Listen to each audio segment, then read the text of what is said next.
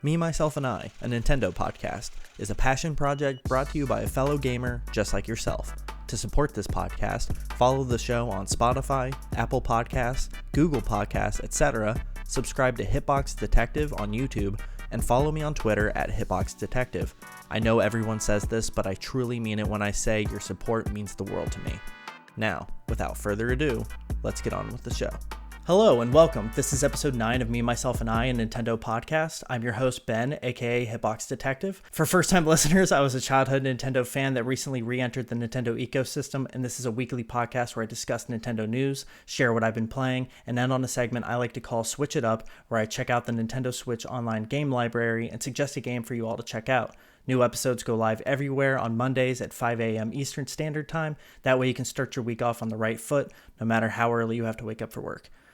This is still a relatively new podcast, and I would like to answer listener questions, comments, and concerns. So if you'd like to write into the show, you can do so by emailing me at memyselfandi.pod@gmail.com, leaving a comment on a YouTube video, or tweeting at me on Twitter at HitboxDetective. This is going to be a different episode. Usually I cover Nintendo news, but I'm going out of town this week, so I wanted to bank an episode, and since I just started working with air quotes around it, with lordsofgaming.net, I wanted to reach out to one of the writers and see if they'd be interested in joining me for a review discussion of Pokémon Legends Arceus, and Eugene Shaffmeir agreed to join me, so thank you so much for joining me today. Ben, what's going on, buddy? Not a whole lot. I saw that you had your review go live this morning for Pokémon Legends Arceus. Kind of, what are your top-down views of the game? Yeah, I'm sure we'll go through it during the podcast, but just give you some spoilers in my review. I really, really enjoyed the game, but there's things that are wrong with the game that you can't forgive, and it had to reflect on the score. I see it sitting at an 85 Open Critic right now. I was a little lower. I was a 78. But there's just some things you can't get past. I love the game a lot, and I didn't want to give it that kind of score. I wanted to give it a little bit of a higher score, but the visuals really hurt the game. And I would give it some credit, say, hey, they made a big open world game on the Switch, but at the end of the day, it doesn't look better. It looks significantly worse than Breath of the Wild and Mario Odyssey, and that's not forgivable. Those games came out 5 years ago on the same hardware. And this there's some real glaring issues with the visuals.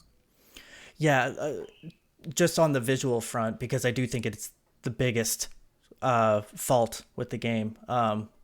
Did you notice when you were in like low light areas, particularly the cave, there was like that weird white outline?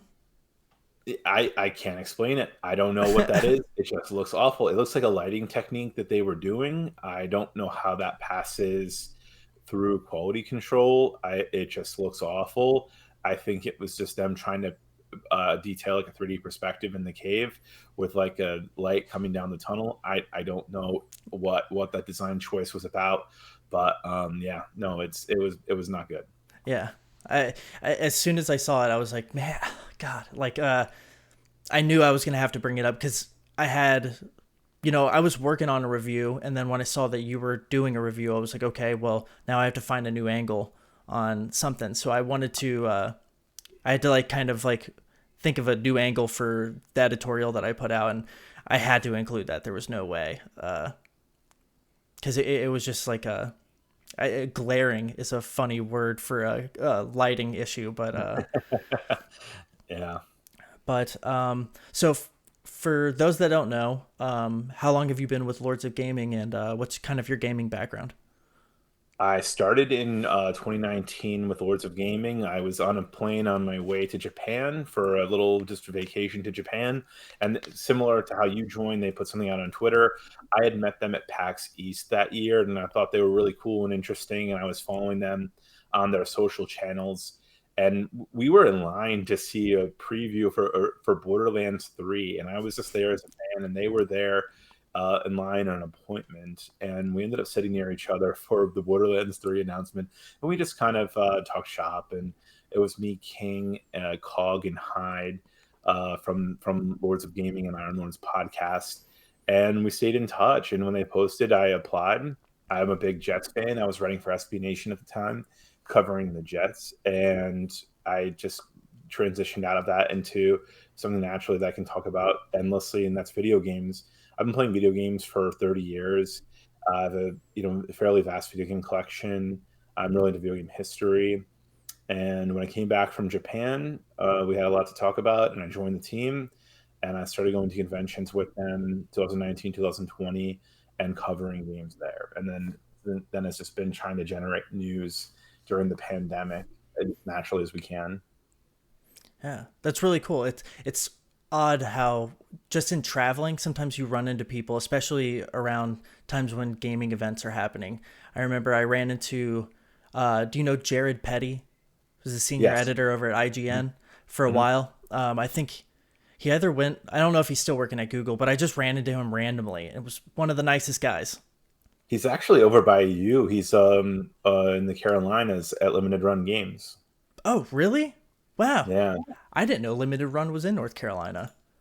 That's so cool. They're in there around there somewhere, North or South Carolina. I get my North and South Carolinas mixed up, but they're over there. Yeah, I really want to come down there for the grand opening of their new store that's going to be in April. Yeah. That's going to be fun to check out. Yeah, I saw that online recently. That's really cool. Yeah. Damn. Well, hey, maybe I'll try to plan a trip around that. We could meet up there. I'd like to. Let's see. I don't know with time permits and with COVID and everything. You never know. I'm afraid to commit to anything now. Yeah. Yeah. It's a great time to kind of, if you're non-committal by nature, you kind of just blend into that. Yeah, there was definitely a situation where me and another one of the writers were going to meet up in Manhattan at the Final Fantasy VII Orchestra, and like 2 hours before the event, I was like, I can't go. Yeah. I flaked. Hey, well now, right now you have the, you always have that little pass, which is nice. Yeah, The card to I pull. take advantage of it. Yeah. Well, we're gonna get into the story and the gameplay and what we liked about the game and what we think it can do better and end on our final thoughts. But really quick, I wanted to ask you, before we get into the systems, what starter did you pick? Oh, that's a good question.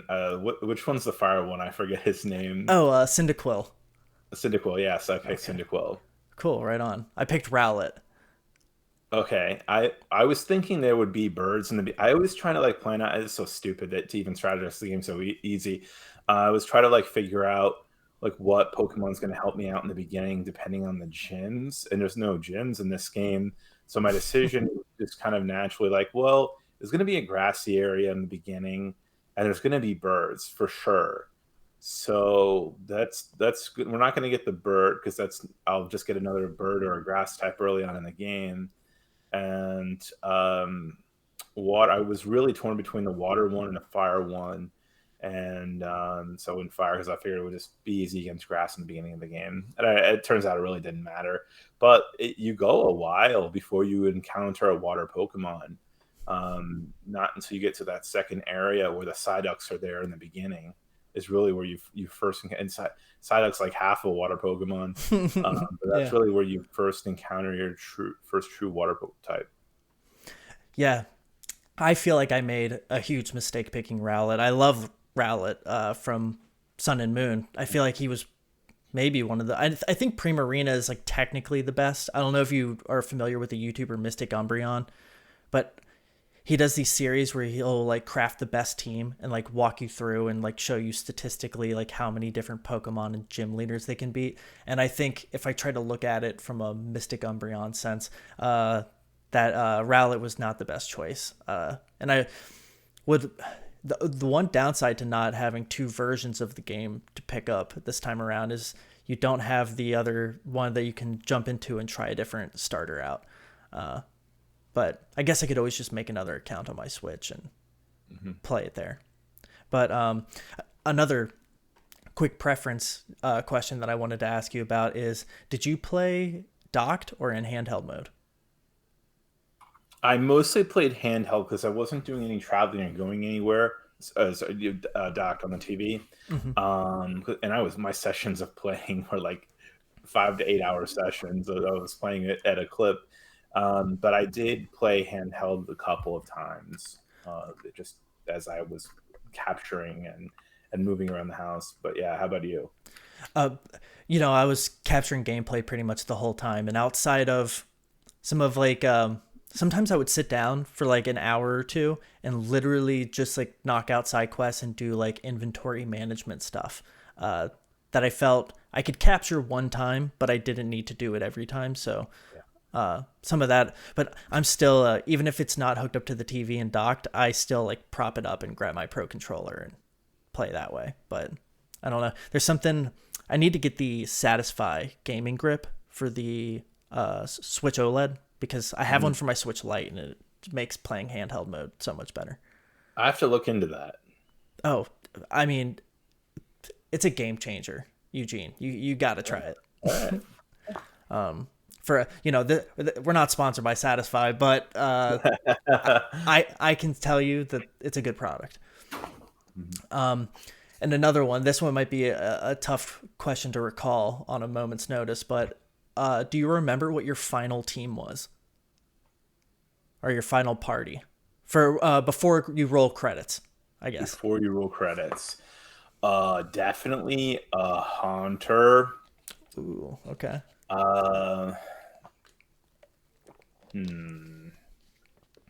And Quivola, which is the evolved. Oh, sorry. Typhlosion, which is the evolved. I'm not pronouncing those right, but yeah, you're close. Typhlosion. Typhlosion. Haunter, Golem. Ooh. I forget. It's okay. Without spoiling it, one of your party Pokemon just gets taken up, which I thought was a little lame. I don't know if we want to get into those spoilers, or if you even listened to what the game was suggesting you do. No, I don't remember. Okay. What were you talking about specifically? Okay, we'll get to that. I don't want to spoil it at the top of the show. But yeah, I think I had Decidueye. Man, now I'm having a hard time recalling. I had an Arcanine, which I was glad that the stones to evolve were just like I had so many by the end of the game. Like evolving an Arcanine or evolving Growlithe to Arcanine was super easy. And then who did I have? I don't know so I had like a series of alpha Pokemon that I had caught. So I had Walrein, Drapion, and Luxray, the electric, like the cool like it's like an electric cat Pokemon, I suppose. Yeah, I definitely had the Rapidash one from the beginning of the game, that opening area where you first come out and you walk straight ahead, and there's the Rapidash in the corner. That's the larger type, and then that's what I definitely had that. Cool.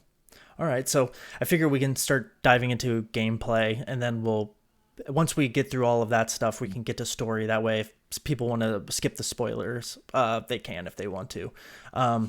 But a big change that Pokemon Legends Arceus makes is the way the Pokedex is completed. And I kind of wanted to get your thoughts on how you felt the Pokedex was implemented, because personally I found it a little more, despite there being more to do to complete it, I was more compelled to complete it. So what were your thoughts?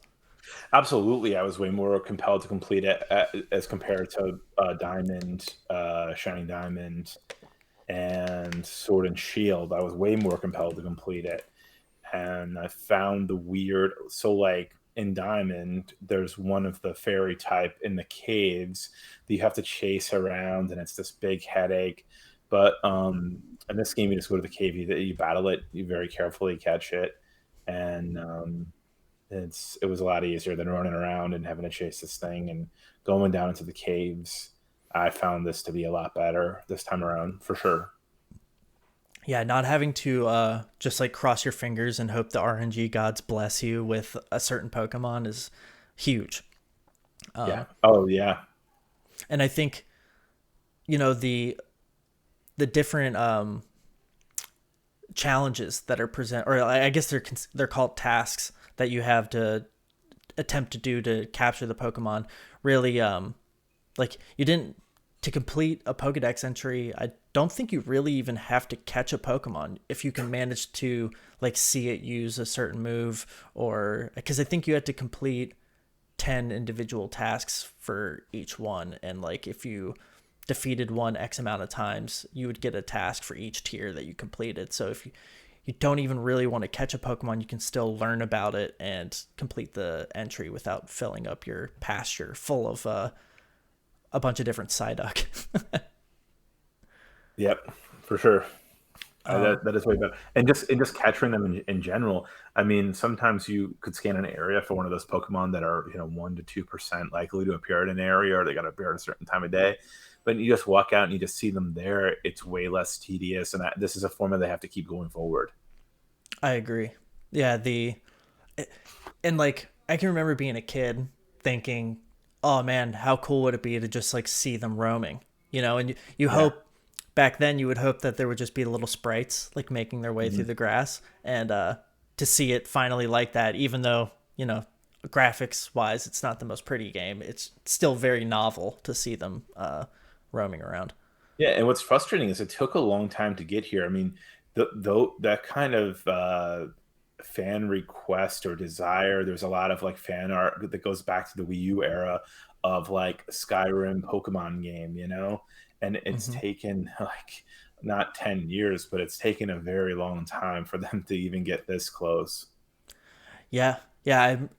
I remember playing Pokemon Stadium, and my next question is about battling Pokemon. So, like, I remember playing Pokemon Stadium and being like, "Oh, someday the real quote, like with air quotes around it, Pokemon games are gonna look like this."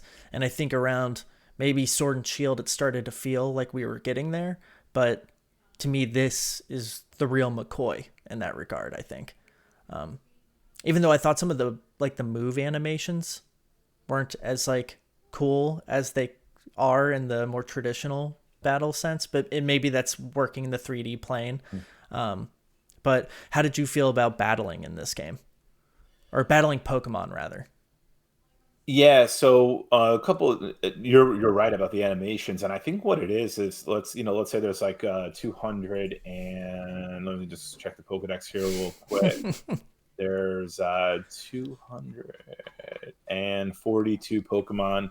They're each going to have 4 moves, and then you have to. So that's a lot of moves. That's just a lot of. It's almost 1,000 moves, and they have to animate all of those.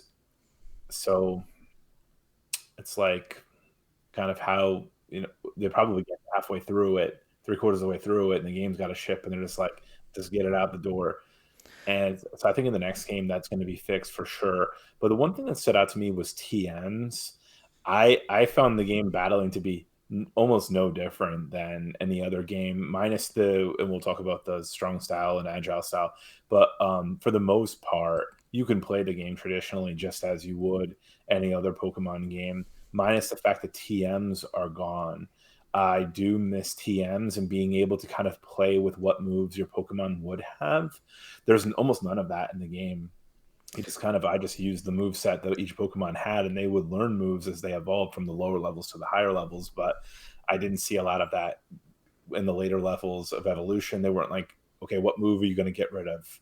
It just kind of just kept progressing, and there was no moves added. So there is that element's missing, and I think that would be a headline feature to come back in the next game too, along with a more detailed animations and some corrected visuals.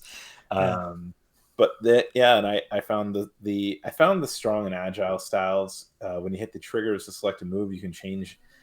You can kind of say, "Hey, I'll put more effort into this move, but I'm going to skip my turn."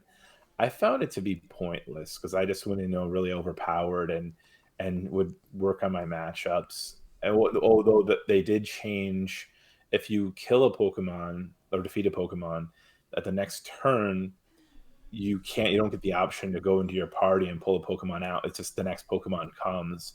And right at the end of the game, I was so frustrated because have a type matchup and then you kill the Pokemon in one hit. And the next Pokemon comes out and you have a type mismatch and they kill you in one hit. So I Hmm. had to work through that. And but yeah, that's that. Overall, I thought it was totally fine. I thought it was great. It's your classic. It feels like your classic Pokemon battling. Yeah. There were two things that came to mind while you were speaking, and I tried desperately to hold on to them. the So did you not take advantage of the training grounds in the game? No, nope, never. And see, when I see training grounds, I hear tutorial, and I just didn't go there. Okay, so I hate to break it to you, but that was where you could go to acquire new moves and like TMs to teach to your Pokemon. Oh, And so it was kind of like a training ground for your Pokemon to go to learn moves. And it may have just been something you just pressed A, it just went right past it. But what I thought was really cool was the implementation of that, and like being able to, as you would earn stars by completing field work, you would unlock more moves to teach your Pokemon at the training grounds. So once I would level up another star, I would go to the training grounds and see like, oh, okay, now my Arcanine can learn Flamethrower, because it didn't seem to be in the move list. At least I didn't level up to get there. And so I would go there, and eventually I saw that I could teach it Flamethrower. But one thing I mentioned in my video that I thought was really interesting is, I like the usefulness of a move like Thunder Wave in terms of catching Pokemon, but I never wanted to hold on to moves that didn't do any damage, because I'm not a setup kind of player. But being able to, in the field, go into your summary and change moves and teach your Thunder Pokemon Thunder Wave just to help you catch an Alpha Pokemon. And then when you get done, get rid of it, felt like, to me personally, made more sense in that, is my Pokemon so stupid it can only retain 4 moves at a time, Because, like, in the anime and stuff like that, you would always hear them, they could rattle off almost any move, and these Pokemon had way more at their disposal than 4, and I thought this was an interesting way to have those moves at your disposal at any time. see, I see training grounds and thought that was a tutorial, and I never had a problem in the game. If I think I died once the entire time I was playing, and like I fell off a cliff, just kind of just came back and there was no real penalty. I never had a problem catching anything. So I see training grounds. I'm like, why would I do that? I don't want to do anything that might even over level me. If that's a place where I can go to freely battle just to level up my character or my Pokemon, I wouldn't want to do anything to become overpowered. And I just saw it as it's probably a tutorial area. Never needed it. Never thought about needing it, and just kept playing away. Wow. It's funny because now that you say that, that's totally something that I think. I wonder if people encountered that in QA and were like, why are we calling this the training grounds? Because it could mislead people into thinking that like it's an area to like go learn about type matchups and stuff like that and just be a tutorial area. Wow, that's interesting. But hey, at least, in some areas I do think the game is more challenging than a traditional Pokemon game because of the way that, like, if you're in like I remember there was a level where I was battling a trainer and they had 3 Pokemon attacking me at the same time. And sometimes like all 3 of them would go and then they would all go again. And my Pokemon were just getting wiped out. And I think maybe I used a strong style move or something that made me like lose a turn or something that I just didn't think of. But I did find in the battling, I couldn't be on autopilot the way that I typically am while playing Pokemon. And I almost never use the strong or agile styles because I found that giving up that turn made me more vulnerable. And I just never encountered a battle where, I mean, there was tough battles all the time. I felt like there was really good balance in the game, but I never encountered a battle where I was defeated and like, oh man, I got to go back to the drawing board and figure something out. Yeah. Really the only, I mean, there were a couple times where I used strong style moves, but I feel like I used agile more to help me catch a Pokemon that I didn't want to knock out. And I could get the sense that if I hit it with a normal attack, this Pokemon, like I already hit it from full health and it went a little past health, but I only wanted to take it down a little bit more. So I would use an agile style. So it would knock it down a little bit, and then I would get my turn next and could throw a Pokeball and try to catch it. But that was really only it. It's funny that we went right into agile style moves because that was my next topic. But in terms of battling trainers, I feel like we hardly battled any trainers throughout this entire journey. Did you feel the same way? Well, they definitely removed the part of the games where you're walking around in the trails, the routes, and you have your trainers there. They're like, "Hold up, wait, you have to battle me," and that is completely missing from the game. Uh, there was chapter breaks where your quote unquote rival would ask, would do like a check on your character to make sure that you're okay to go forward with the levels of the Pokemon you had equipped. But I think there was maybe 3 of those in the game. And a lot of the trainer battles were almost like campaign story beats, and I didn't feel like there was a lot of them at all. Yeah, I think I hate to be like to sound smug in any kind of way, but I feel like they used the narrative out of like, oh, these people in the Hisui region, they're unfamiliar with Pokemon. They maybe opted towards that because the world had to be a little bit more vacant because of how demanding the open world must have been. I mean, clearly it took a hit on performance. But I wonder if that was their creative out. Yeah. In terms of party management, this is something that, I'm not a big action RPG guy, so I haven't, I have, put the label of shame on me, but, I haven't dabbled in Final Fantasy games or, How dare you? I mean, you'd probably hate me, but I think the only one I've played is Final Fantasy 15. I don't hate you, but we have a lot of work to do. Yeah. I do a series called I Finally Beat, and I think I want to do Final Fantasy 6. Everybody talks about 7, but I think I want to do 6. Yeah, 6 is just as good. Yeah. Okay. Cool. I've heard good things, but and that's why I want to do it. But so in terms of party management, I mean, some of the move swapping that I was getting into earlier, I put that under the label of party management, being able to kind of go in and swap your moves out. That felt like that would fall under that umbrella. But did you mess around with the grits at all? No, not really. I just, in terms of party management, not really. Okay. Because they were like a reward that you would get occasionally that you could use to so in traditional Pokemon games there's always been EV training, which is like effort value training, and to me that's always been the most complicated part of Pokemon games. And it's funny, in a game that seemed to take everything, go deeper with everything else, they took the most complicated thing and simplified it. Yeah. No. Now that I'm looking up, I did do that. I did that at the very end to beat the last Pokemon. That's the only time I ever messed with that. And by the time I got to it, I had a ton of upgrades, and I did upgrade my party when I fought the final battle. Because the Yeah. final battle is pretty long. Yeah, I agree. Well, are you talking about the final battle before credits or after? Because I feel like there's something after that I didn't get to see. Because I think to me, it's after. Gotcha. Okay.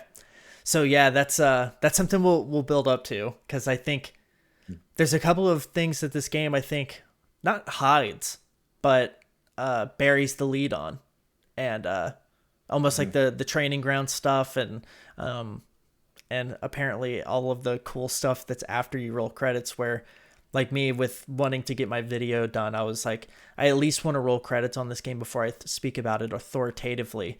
And then I find out that there's all this stuff behind that. But how did you feel about alpha Pokemon? Because I feel like I'm not going to be that guy that compares it to Dark Souls in any kind of way of like turning the corner and seeing this big monster you're not able to, like, you're scared of. But I remember in the Obsidian Fieldlands, I like rounded a corner and saw like a gigantic Snorlax with glowing red eyes and was like, nope, abort mission, and like turn around. And that was unique, I think, for Pokemon. How did you feel? Yeah, no, it was really cool. and it was seemed to be higher evolved Pokemon. So like, there's an area I talk about in the beginning of the game where there's a little Ponyta, and then there's a Rapidash right there that's huge, and it feels like that's like the mama horse, and it feels like that's the big one. And you go battle it, and you're like, I gotta come back here later when when I'm able to do this, because these things are usually about 100% to 200% higher in level than the Pokemon that are in that area. So you come back and that's when you get the bigger alpha Pokemon. I thought it was really cool. I thought it was fun. I found that it helpful for them to stand out with all the pop in. Like I'd be walking and waiting for like a level to load, and like there was a big Pokemon, but the trees weren't there yet. Yeah. So it would help me find them easier as I'm walking through the bigger levels, and it was a fun addition. It really was. It was something exciting to do, and reasons to go back. I mean, these things stand out like a sore thumb. You try to fight them; they're twice your level, but then you remember, okay, I got to go back there. Now that I'm this level, I can go back here and go grab those alpha Pokemon.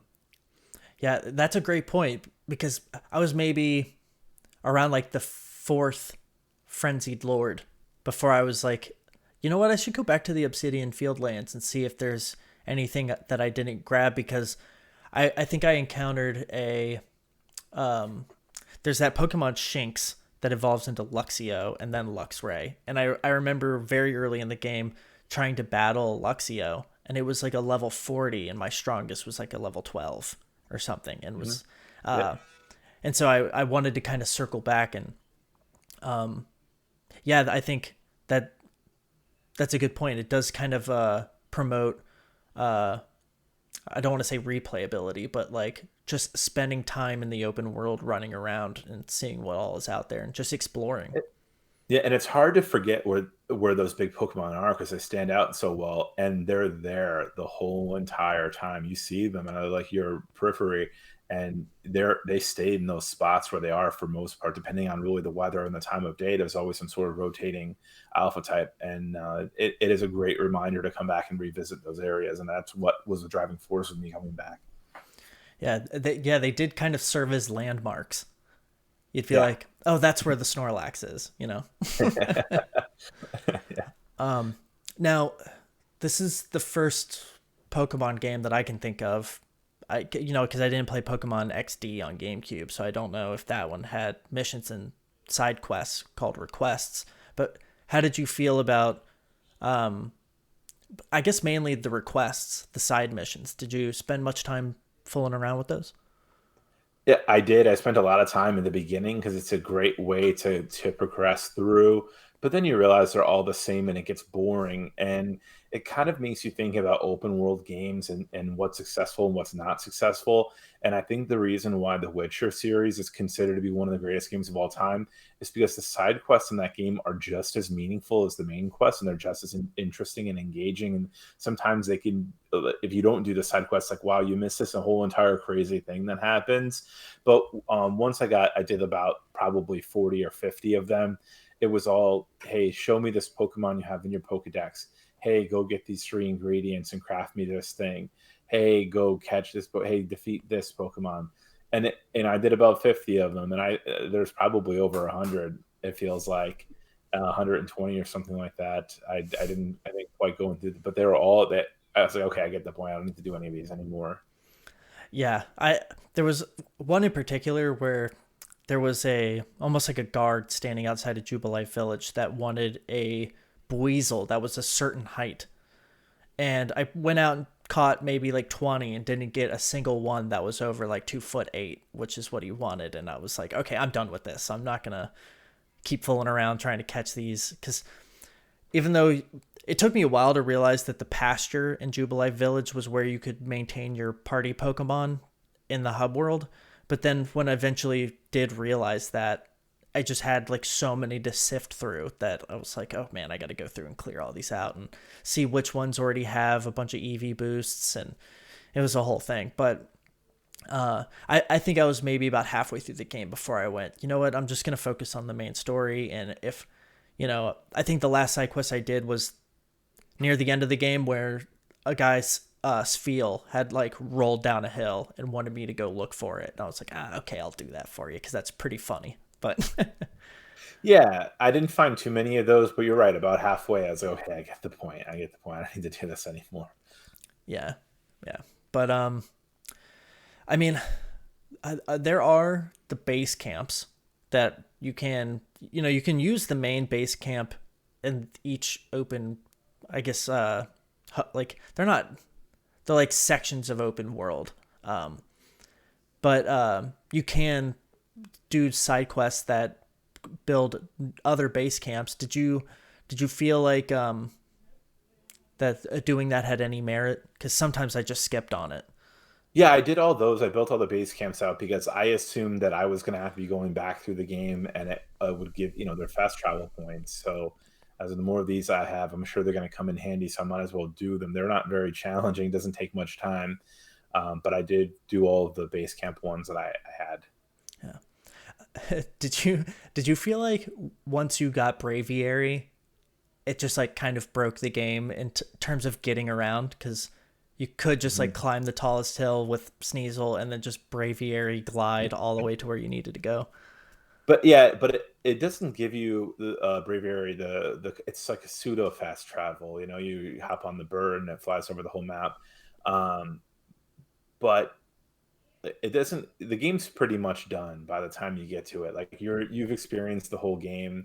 You don't need to keep like beating a dead horse, and it's going to help you get around faster and just focus on the few things that you have to get done. So I did appreciate that a little bit, but you can tell as soon as the game starts out that you're going to get the ability to fly because there's all these areas you can't get to, and I knew it was coming as soon as I had the bear to ride on. I was like, okay, well, this is how they're going to handle this part of the traversal. There's fast travel through the base camps where you just go into the map, click on it, and you wake up and you're there. And then there's the rides. You ride on a Pokemon and it'll quickly take you over an area. And I found as soon as I unlocked the bird, I was climbing up with the Sneasel, just like you said, and flying over areas very quickly. However, what's really cool is when you're looking for Pokemon, flying over areas. Okay, all right, it's there. I got it. Okay, all right, Yeah. I see it here. Quickly land. Dive bomb, yeah. Yeah, that was what I was gonna say. Like one, the Braviary flights really highlighted the draw distance of just how everything pops in. That I highlighted that in my video because I was like, oh man, no wonder every shot they showed in the trailer for this, they had the camera turned to face the character flying. They never showed like, or at least to my recollection, they didn't show the back looking out over the world very much. Because it did highlight that. But I did use it for like scouting Pokemon and especially alphas because you can kind of see them from a certain height. Between how awful the trees looked, that was the second visual issue I had of the game. Besides the caves and the pop in when you're flying around, it's just if I felt embarrassed for them of how bad the pop in was. I mean, it was like worse than early versions of Skyrim. Yeah. Do you remember people nitpicking Halo Infinite and being like, oh, you see that little bit of pop in, which, I'm sure, it's on Series X and, PC and all these things, but that is something else. Like that's the weird thing. Cause I brought up in my video that one thing I think that the game could do to like kind of raise it to another level, almost elevate it, similar to how the Lego games eventually at some point introduced voice acting, at least in like the cutscenes. I feel like they could sprinkle in some voice acting without sacrificing performance. So a couple of things. Nintendo and really Japan in general, they're incredibly sensitive to these characters in this story. And Pokemon's been so successful because it's an international franchise. And once you put voice acting in there, then that changes localization and it changes kind of the tone.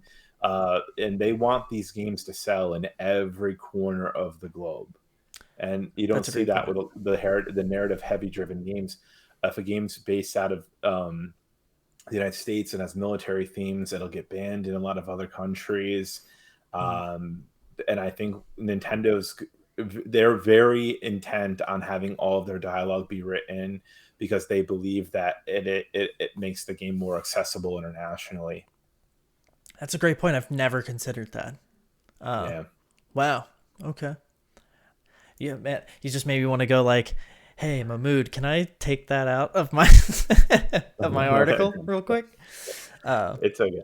yeah, but in terms of crafting, did you um, did you enjoy that? Did you feel like you were earning enough money to just buy what you needed, or did you take the time to like craft your own Pokeballs and like things to like bait Pokemon into turning their back to you?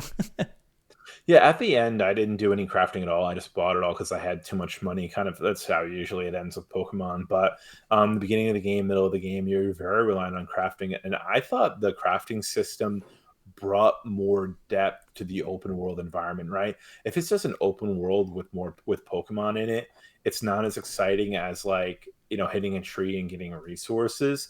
You kind of wish that you could cut every tree or and chop down every tree, and every tree had something in it. But what they did with the crafting system where there's sporadically like colored trees that had stuff in them, it brought more life and depth to the game because there was more you can do. And I know it's not a traditional open world game, and like these sections are kind of blocked off with loading screens, and you got to go back to the town to go from one part to the other. But the areas felt huge, and the crafting had a lot to do with that. Yeah, that's a great point.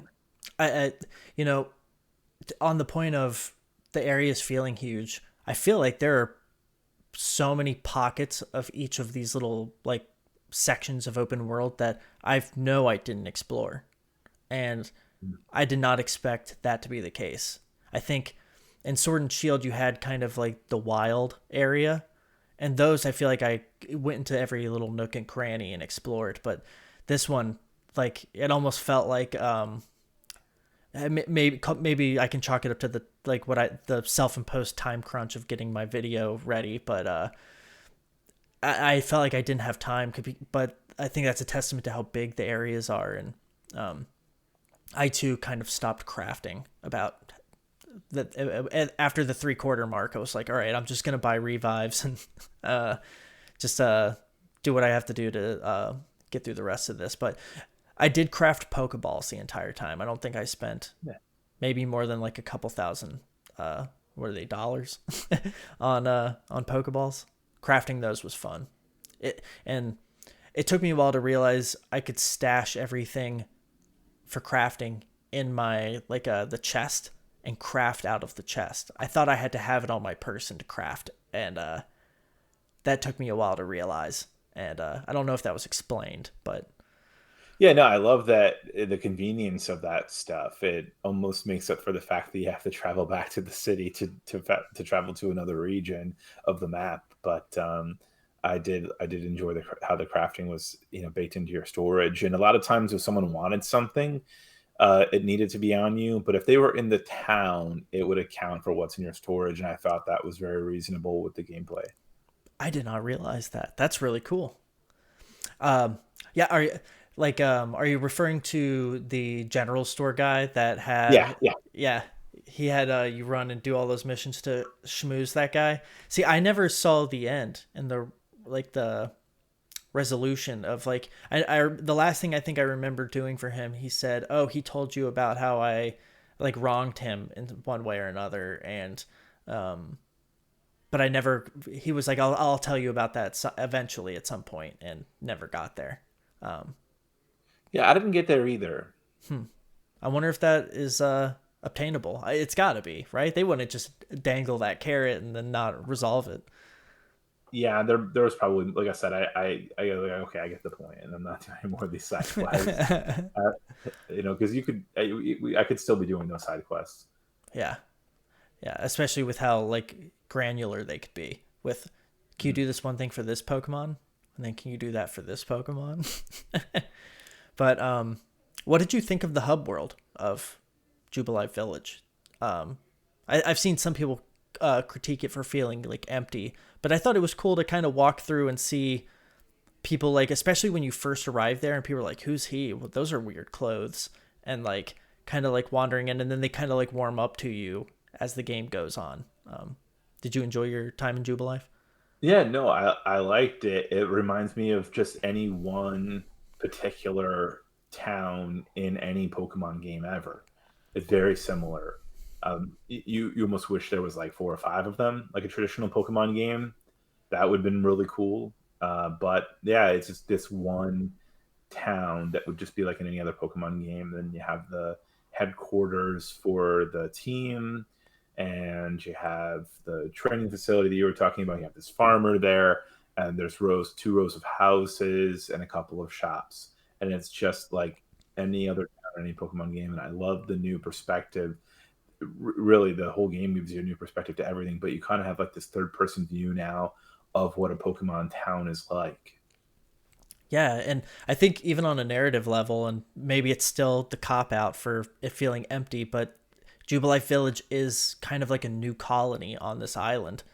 And maybe to that extent, it feeling kind of empty or hollow is a testament to it being this new colony. Yeah, I don't know what they can do to make it feel more alive. I think I would hope that the next game is like in the future almost, or in modern times, as opposed to, falling down a hole and waking up in the past, and it's kind of desolate and it's not really an advanced society. I'd like to see if they can pull it off in the future and have a more lively city and have multiple ones. Mm-hmm. But uh, hey, that's a fault of the game. Yeah. Um, Two last things. One really quick one, and then one that I think is a nice thing to end on before we go into the story. Oh, I think looking at it, the style of the game, looking very kind of like feudal Japan almost, with the ink brush font and everything feeling like it's taking place back in time. How did you feel about the Arc phone? Did it feel out of place? Did you? I, I think my thoughts on it go right into the story, but it felt lazy. It felt like, a kid falls through a portal with a cell phone in his hand, wakes up 100 years later, or well, sorry, 100 years earlier, however the time difference is, and his cell phone is now a Pokedex, a Pokephone Yeah. thingamabob, and I don't know, it's just so ridiculous. But we'll talk about that in the story. Okay. The last thing in terms of gameplay is how did you feel about the frenzied Pokemon basically kind of being like the boss battles or gym leaders of this game? Yeah, I loved the unlocking them to like be a part of your team. That was really cool. How they, became your vehicle to ride on, or the part of what you would do. I enjoyed them. I have fun with them, and it's very different than what they were doing than the gym leader battles. It's incredibly different. Yeah, I at first I think I was like, oh man, I'm just like throwing these like bags of sweets at these things until they are like gonna calm down. Seems a bit silly, but then once I started playing, I was like, oh wow, this is that's where I feel like there was most of the challenge in the game was like kind of learning the patterns. It almost felt like playing Metroid Dread again, where like I had to figure out the kind of patterns of these bosses and slowly figure them out. I mean, it was nowhere near as challenging as Dread. Don't get me wrong, but um, I think to me they might be where the game shines its brightest in a weird way. And it's the first time in a Pokemon game where you have that third person perspective, and a Pokemon's attacking you and you're dodging it and combating it. I don't think there's ever been anything like that in a Pokemon game where you as the player are in battle against a Pokemon. Yeah, no, I can't think of anything outside of the only time I've seen a Pokemon harm a person would be, or person with air quotes, is in the anime. You know, when like Mm. Pikachu doesn't like Ash in the beginning and shocks him, or somebody does something to Team Rocket. Mhm. Um, so yeah, seeing the like the content or like the clips that are coming out, like I saw a tweet where somebody was like, man, I can't catch a break, and it was this person out in the field lands and they're like trying to catch a Pokemon, and they like turn the camera and there's a Garchomp standing next to him and it like readies attack, and it was just that clip, and I was like, oh man, that couldn't happen in any other Pokemon game. And And I did find that very interesting, how the Pokemon would come and attack you while you're trying to do something. It was fun, and it brought a sense of immersion to the game, because like I think it's Sword and Shield. They're just kind of sitting there, and the other games are of course random encounters, all random encounters. But the Pokemon are just kind of sitting there minding their own business while you're like in battle next to them, and now they come over and attack, and that's really cool. Yeah, yeah. The the one thing I think it's funny that Pokemon adopted is the as long as you're in like a waist high bush, you can't be seen kind of thing. That I don't Oh know. yeah. I don't know when that started. I don't think it was Horizon Zero Dawn, but that's maybe the earliest game I can think of where as long as you're in a bush or like in some like waist high grass, nobody can see you. I'm sure it's something that comes from the PS3 era or Gears of War era or something like that for sure. Yeah, yeah. Oh, yeah. Those waist high walls and Gears of War. That's how you know shit's about to There go must have been down. grass in one of those games. Yeah, I think so. Well, hey, I think that about wraps up gameplay. I think we touched on just about everything that was in there. Um, moving on to the story, I had written down a brief kind of synopsis of everything leading up to rolling credits. Um, and I don't think we need to necessarily read through all of that, but I'll kind of use it as like bullet points to kind of usher our way through. Um, so I would say that, I know that people have said that Pokemon XD was kind of like a darker Pokemon game, and the mystery dungeon games get a little darker. But to me personally, this is the, it's still not completely like gritty and dark, but um, the way that the game starts off, you basically wash up on the shore, and uh, Professor Leventon is kind of nice to you because you like show prowess in catching Pokemon or just like not having a fear of them. But um, when you get to the town, no, like you feel like a proper outsider, and as opposed to the traditional games where you're just like a 10-year-old kid going out on an adventure and everybody's super supportive, and you get your running shoes and some Pokeballs and you're off. Uh, how did you feel about the way that the story opened and kind of the darker turn on it? No, you make a good point. You do feel like a true outsider in the game. I actually do like that point. I didn't think about that. But I thought the beginning of the game is stupid. I think it's poorly written. I think they made the game and then made the story last and said, okay, how do we start this game? And let's just have him fall out of the sky. And is the least thoughtful thing ever. I mean, the kid couldn't have been born in the city or born in the town and or from the town or from a neighboring town, and he couldn't have like stumbled upon the Pokedex somewhere. He had to fall with his cell phone from the sky. It's just so thoughtless. And at the game begins with you falling out of the sky and into the past, and I hate it. Yeah. At no point does the kid ever want to go home or try to go home or talk about going home. He's just, oh, I'm happy to be here now. Gee golly, thanks. I'm glad there's running water and Pokemon here. Yeah, it makes me think that you know it's it's not a terrible way to get uh the main character to the place, but what brings that about is what like the way that they don't even explain how this kid ends up in this like ethereal void talking to the god Pokemon. It's like I think an interesting angle to this could have been, this kid is like in say the Hoenn region, and something's going on um, at like school or something doesn't work out, and he goes home and shuts the door in his room and kind of goes away to this world, like runs away in his mind and goes to this other region. And if it like almost all took apart in this like weird dream state or something to like launch that almost like a never ending story kind of Mhm. thing could have made that weird kind of lazy intro a little bit smoothed out. I don't know if that's too much to expect from a Pokemon game, but Well, I mean, they gotta if they're gonna have these third person open world games, they have to get better at writing narrative that comes alongside of it. It's like, okay, congratulations, you made an open world, but now you have to have a narrative that makes sense and a story that makes sense, and there's continuity and there's characters and they don't traditionally make open world games, so I think that's going to be something they're going to struggle with for a long time. And how do you keep, especially with the side quests, like how do you keep a narrative flowing with a level design that's open. Yeah, if you're gonna make an open world, do some world building. And however, the easy part is the beginning. Yeah, just getting you there, you know.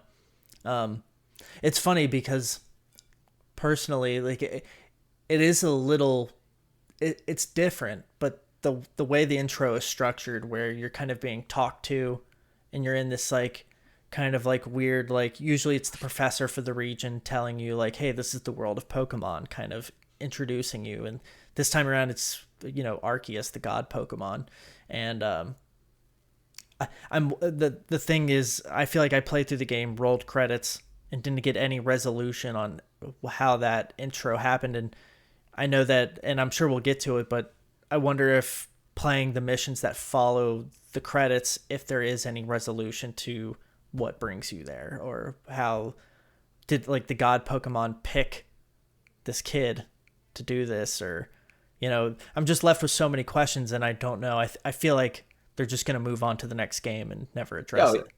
absolutely. It's going to sell very well. So I take that they may have some DLC because this game is selling very well. They may have some $20 or $30 DLC. Yeah. I would see that happening, but maybe not. Maybe they just go on to the next game. It's selling unbelievably well. Yeah, I think 6.5 million in its first week. That was from Nintendo of America tweeted that out. Yeah, and I think it's the fastest selling Switch game of all time. That's crazy, especially when you think about performance, like the physical performance of the game. For it to be selling as well as it is, I don't know. That was a bit in my video of like gameplay really is king. Like if software really does some magical things.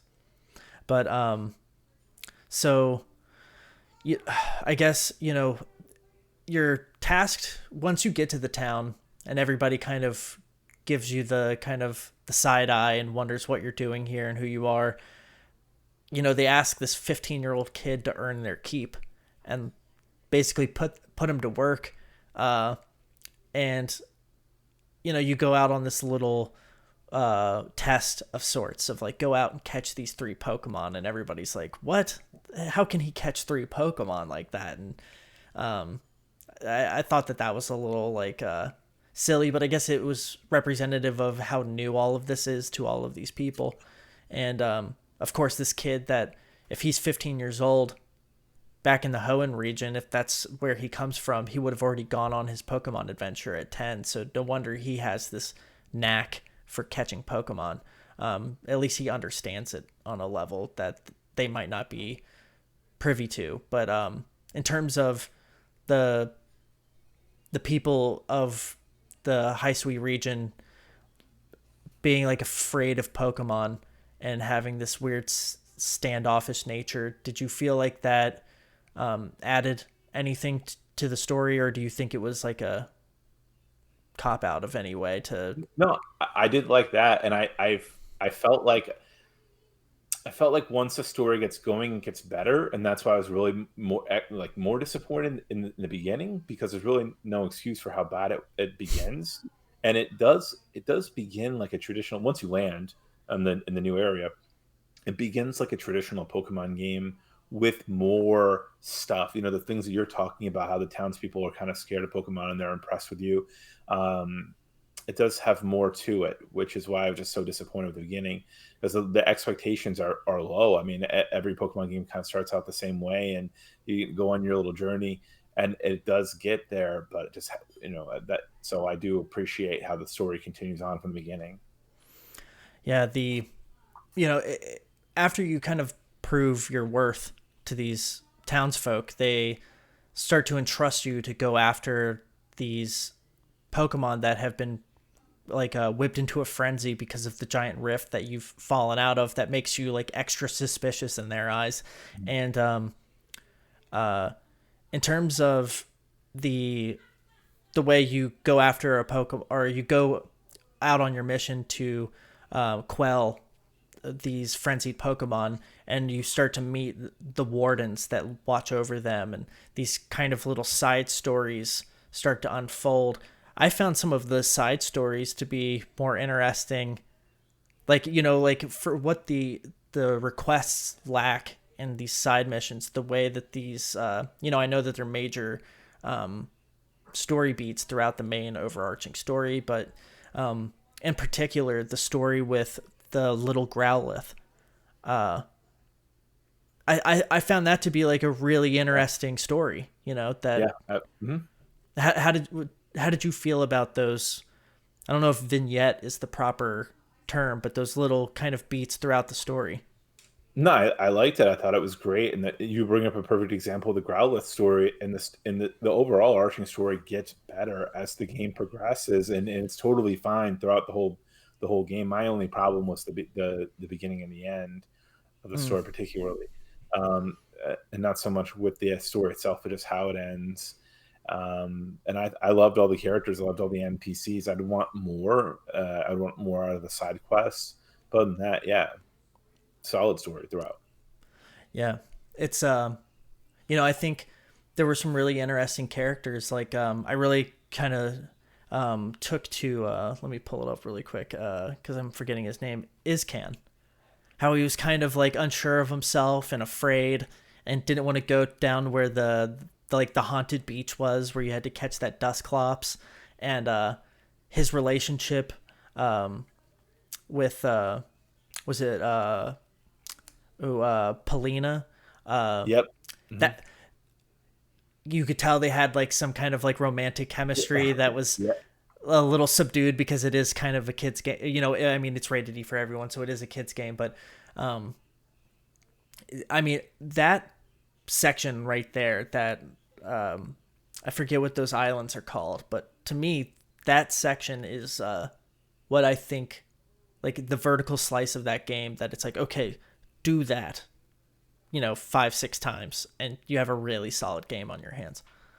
Yeah, no, and the characters were great. And you brought up two great points of where those stories came together and were way more engaging. Yeah. In terms of Professor Leventon, usually I think professors in the Pokemon games, they sometimes kind of go back and forth. Like Professor Oak is really nice, but he's also kind of like a little like wacky and sometimes a little matter of fact. And then like I think in Pokemon Diamond and Pearl, Professor Rowan is kind of like intimidating and almost a little scary. How did you feel about Professor Leventon as a character? I played Red and Blue back in the day. I've played all the games on the Switch, and I found them all to be very similar and almost generic. So I just didn't think anything of him at all. Yeah, the most character he has is the choice of hat, I think. That weird like beanie he wears. Yeah.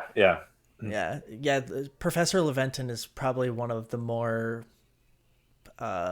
unremarkable professors I can think of, unfortunately. So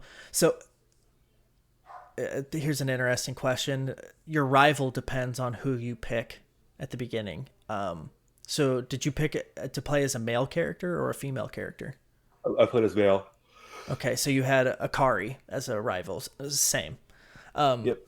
It's weird. Maybe like halfway through the game, I started to think like, oh man, I really like Akari's character design, like more so than Ray's.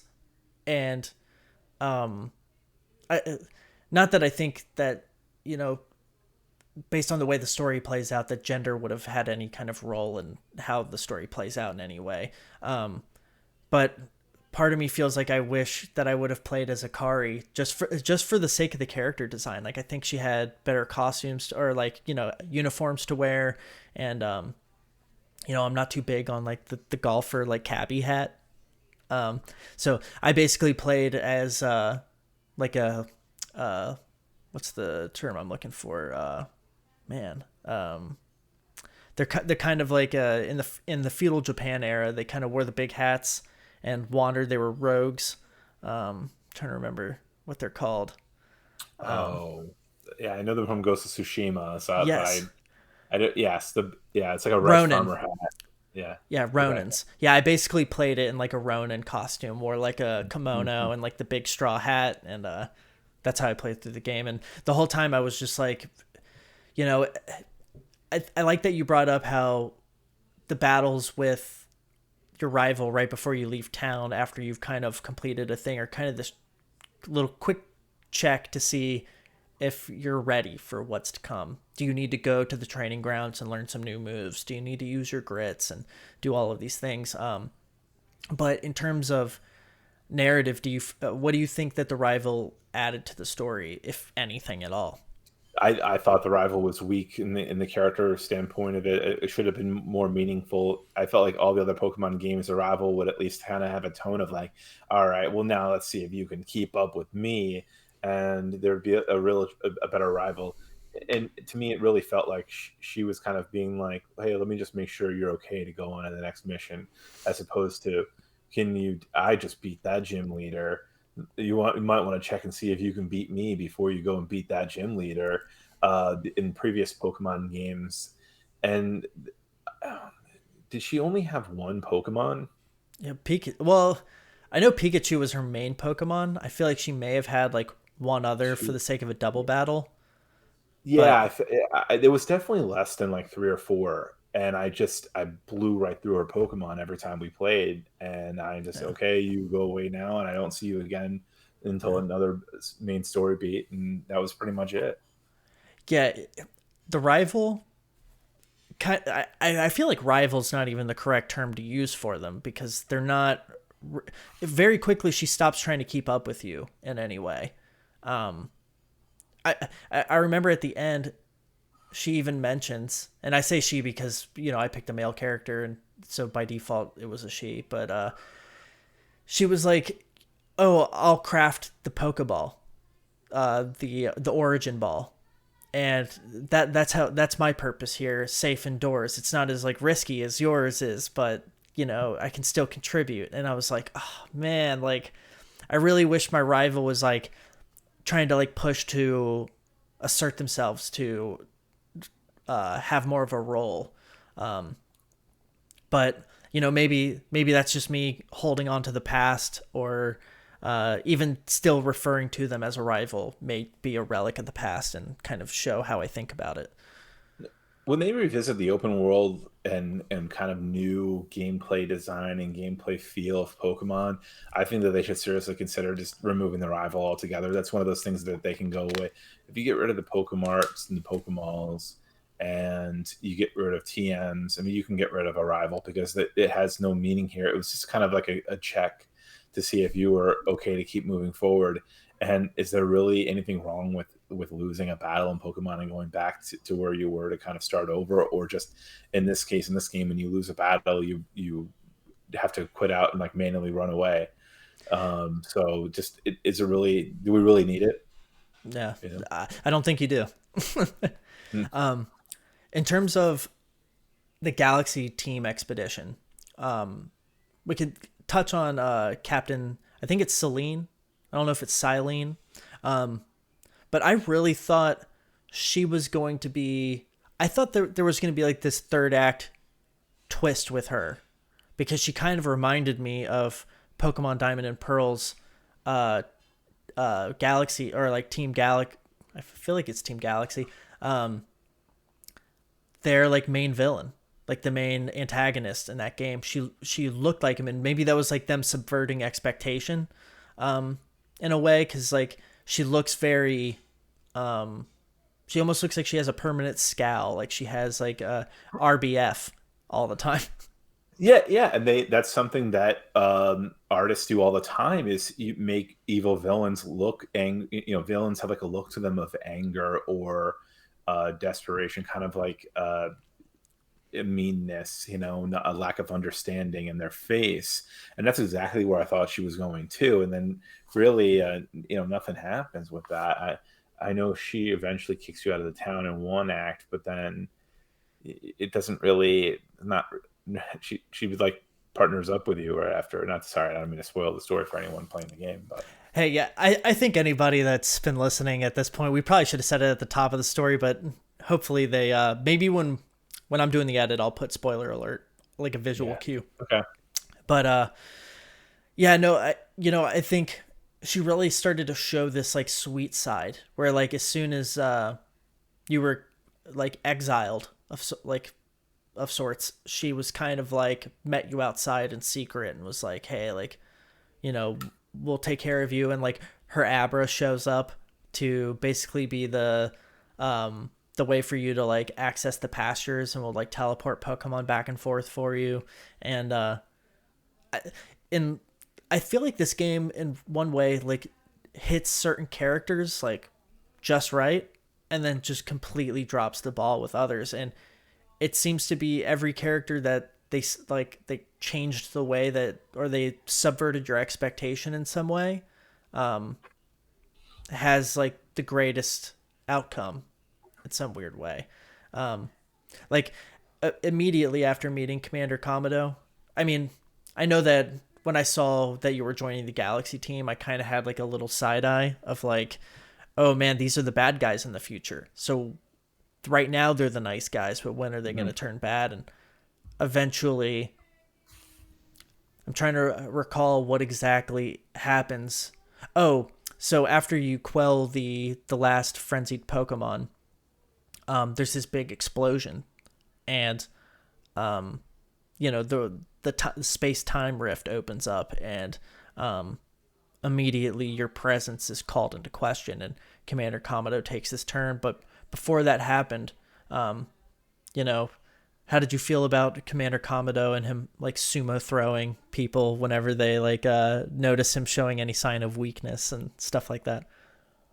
No, I thought it was another great character, and I love what they did with the building there with the Team Galaxy building is really cool. It's got multiple floors, and there's all sorts of people in there that can give you quests, and it's an area of the game that has a lot of life to it. So I did appreciate those characters in there, and the commander. Yeah, I think so. Did you ever notice when you were in Professor Leventon's office, like on your way out, if you look to the left, the Oshawott was like in like a tank, like an aquarium with like a little beach in it. And Cyndaquil was like off to the side. But I wanted to know, did you ever notice what Rowlet was doing? Because I didn't get to see that because I picked Rowlet. No, I never saw that. I just saw I was just kind of I look at the Abra, look at the board, and then I get out of there. Got you. Okay.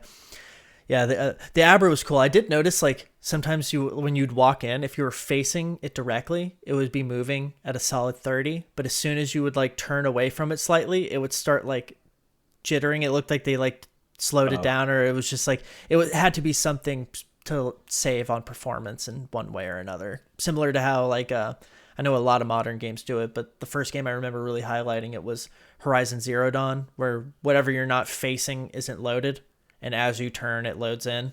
It felt like maybe they were using some kind of technique like that, but Yeah, probably. it shouldn't probably be happening with things that are in view.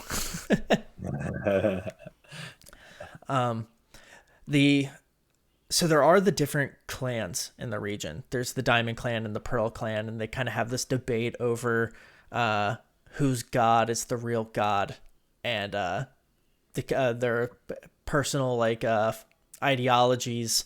They kind of clash over of like the Diamond Clan's all about time, and the Pearl Clan's all about space. And their leaders are Adaman and Irida. How did you feel about them and their addition to the story? It kind of it almost made the campaign have like a branching narrative with the Galaxy team that is going to be bad in 100 years, whatever. Then you have the Diamond and Pearl Clan. When you first meet them, you're like, are these? I liked everyone back there at the Team Galaxy. Maybe these Pearl and Diamond people are the good and the bad people. And I gotta, which one did you end up picking, by the way? I was just about to ask you. I was going to hold on to that. But so when they give you the choice around like the third act, I guess, they give you that choice of who you want to pick. And I picked Adaman, the Diamond Clan. Who did you pick? Idra, because she's my crush in that game. Oh, okay. Got you. All right. I think my crush in that game probably would have been Arizu, the girl that like breaks her ankle trying to help and is the guardian of Lilligant. Or the Okay, warden. all right. Yeah, I think she was She was a little up my alley in terms of anime characters. But I can't say I blame you, but I do have a question about that. So when I got to the final battle, the first legendary Pokemon that presents itself is Dialga. And I wonder, because you picked Irida, was the first Pokemon that presented itself to you Palkia? Oh, I don't remember which, and I assume that based on I see it, and I was like, okay, I picked this one, so I get that one.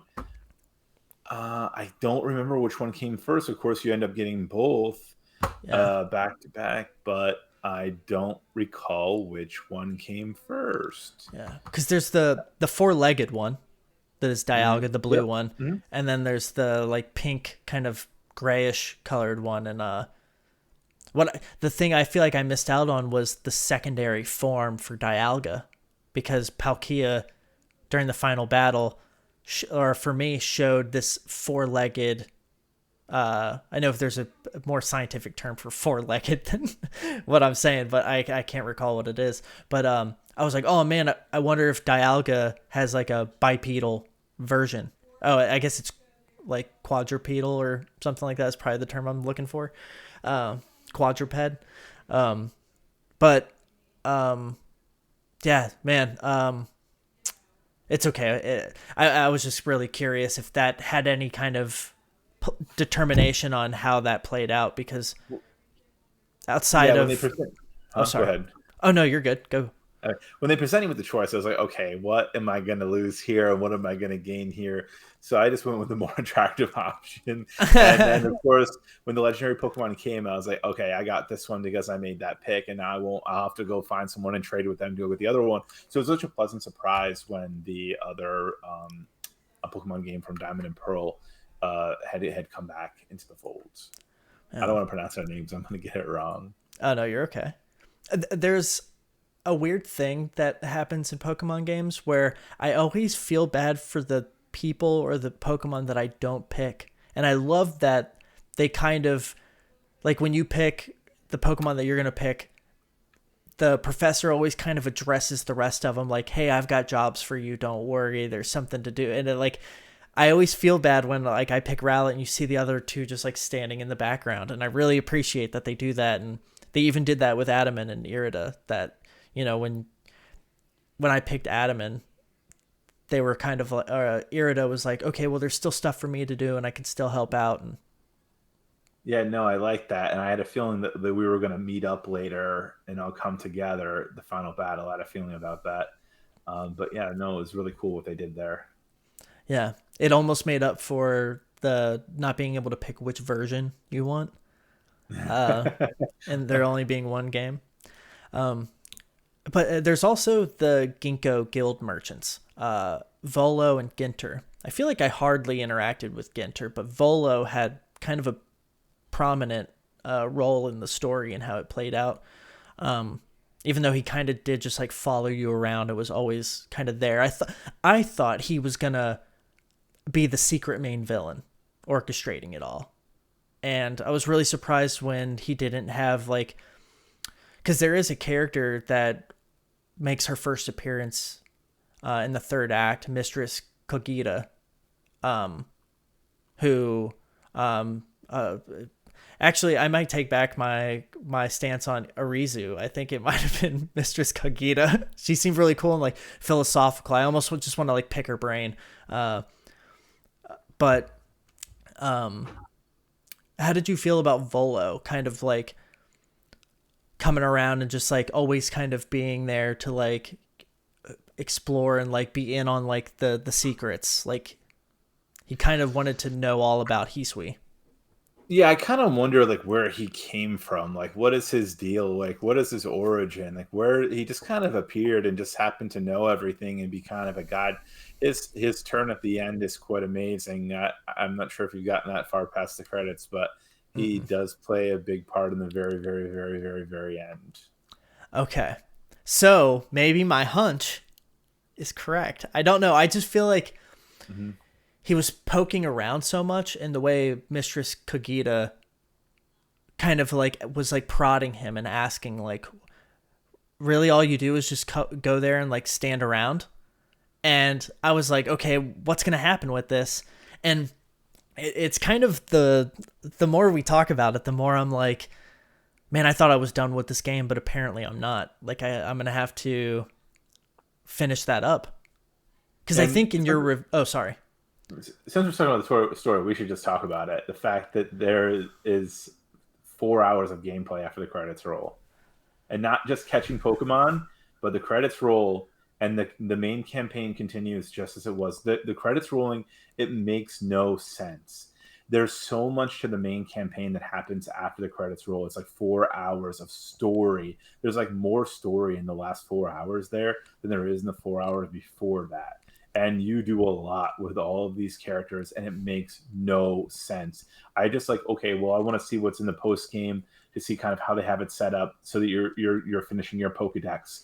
Not only do you have the Pokedex, finishing the Pokedex stuff there is like 6 to 8 main quests that happen where you got to go back and do X, Y, and Z and A, B, and C. It is nuts. That makes no sense. That doesn't. Because it's interesting because Pokemon always has like a post game where there's little things to do, but typically it's like a couple of loose ends. You go do a couple things here and there, and then it's like complete the Pokedex and maybe do the battle station or the battle tower or something like that. So to put all of that stuff, it makes me wonder if, and I doubt that this ever happens because you don't hear stories like this ever take place, where it makes me wonder if they were like, if we at least get to where the credits roll finished, then we're good to go. And then they were like maybe planning on releasing the second part after the credits as like a DLC. But then why would they include it? Like nobody ever goes, wow, we actually got all this stuff done. Why don't we just toss it all in? It makes no sense because you don't even battle Arceus until 4 hours after the credits roll. And he's on the box. His name's on the box. Or their name. I don't know what the gender of the Pokemon is, but you know what I'm saying.